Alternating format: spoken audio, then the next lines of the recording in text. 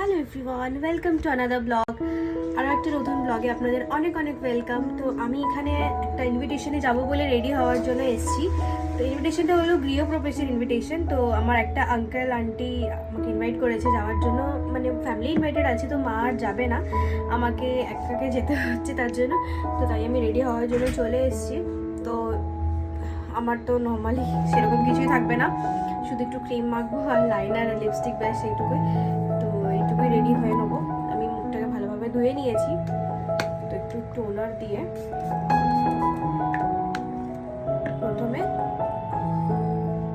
টোনারটা আমি সবসময় ইউজ করি, মা আমাকে সবসময় টোনার ইউজ করতে বলে। অ্যান্ড টোনারটা একটু ড্রাই হয়ে গেলে নর্মালি আমি একটু ময়শ্চারাইজার ইউজ করি। এখানে আমি মোস্টলি উইন্টারের জন্য এই স্যানাজের ময়শ্চারাইজারটা ইউজ করি। এটা আমার স্যুট হয়, আমার খুব রেয়ার ময়শ্চারাইজার স্যুট হয়, তো এটা আমি উইন্টারের জন্য এখন ইউজ করছি।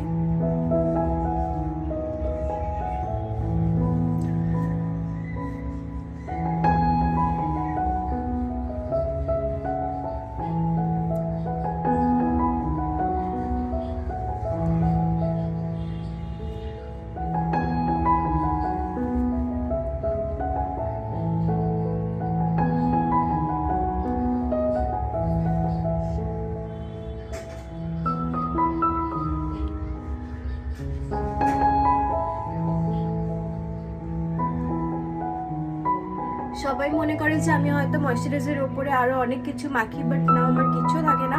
ময়শ্চারাইজারের উপরে জাস্ট নর্মালি একটু লাইনার থাকে আর লিপস্টিক থাকে, আমার আর কিচ্ছু কখনোই থাকে না। ফাউন্ডেশন আমি খুব রেয়ার ইউজ করি। তো এখানে আমি আমার কার্ল মেশিনটাকে একটু গরম করে নিচ্ছি, সামনের এই লকসগুলোকে একটু কার্ল করব। দেখতেই পাচ্ছেন খুব অল্প কটাই চুল বেঁচে আছে, তো একটু যা হোক করে ফ্লপি দেখানো, ব্যাস এই যা।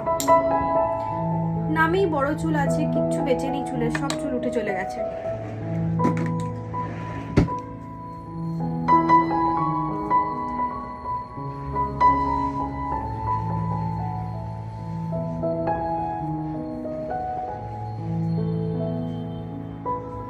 এখানে নর্মালি আমি একটা ইয়ার টু ইয়ার সেকশন বের করে নিচ্ছি।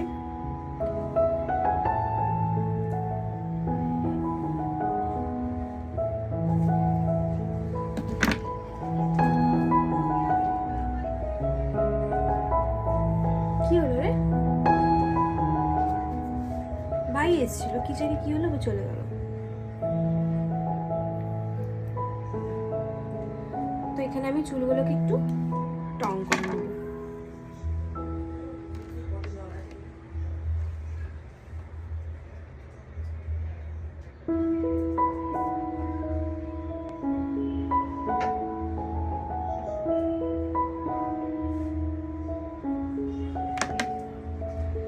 এইভাবে আমি সামনের পোর্শনগুলোকে একটু অল্প করে কার্ল করে নিচ্ছি।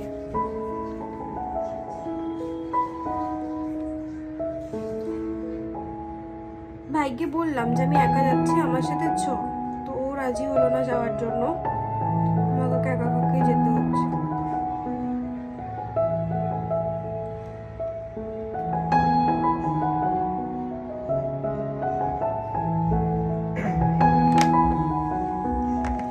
এইভাবে আমি এদিকে চুলগুলোকে করে নেব। আমার একটু নর্মালি কার্ল করা হয়ে গেছে, এবার আমি লাইনার করে নিচ্ছি।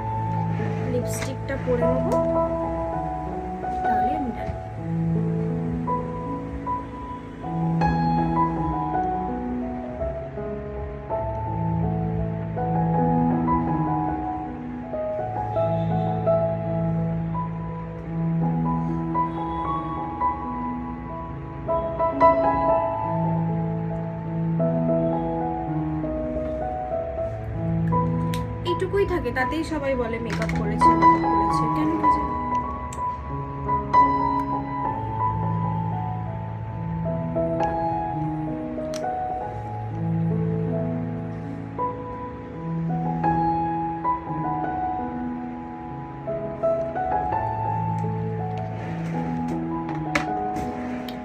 এবার আমি শাড়িটা চট করে পরে নিই।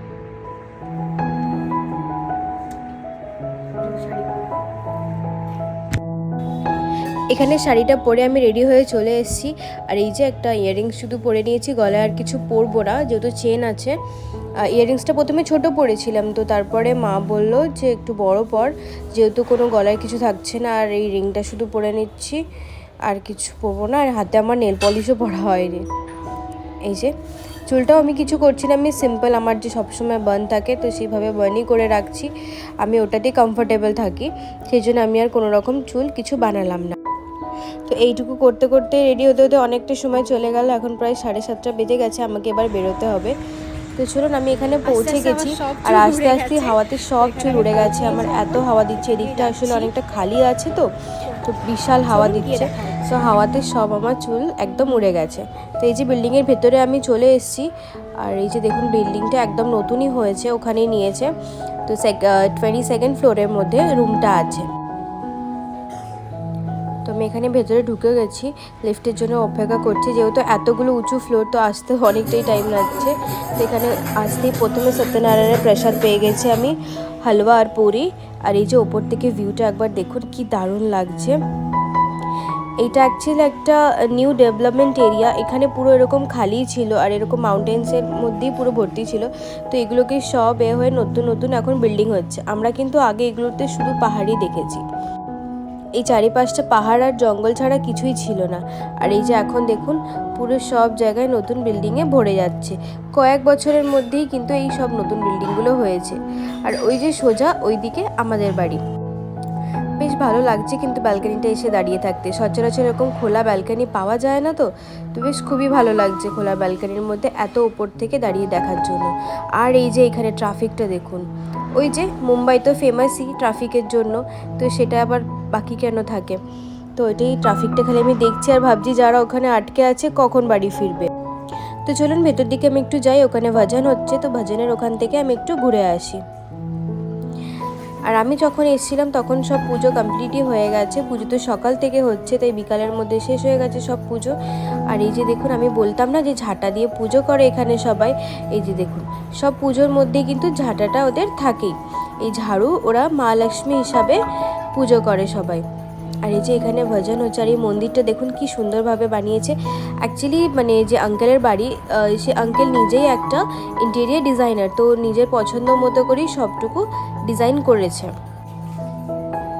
এই যে সবই প্রায় নিজের পছন্দ মতো এখানে সব করা। আমি আর ঠিক করে দেখাতে পারছি না, কারণ এখানে অনেক লোকজন আছে, তো তাই তাদের মাঝখানে আমি ঠিকভাবে দেখিয়ে উঠতে পারলাম না।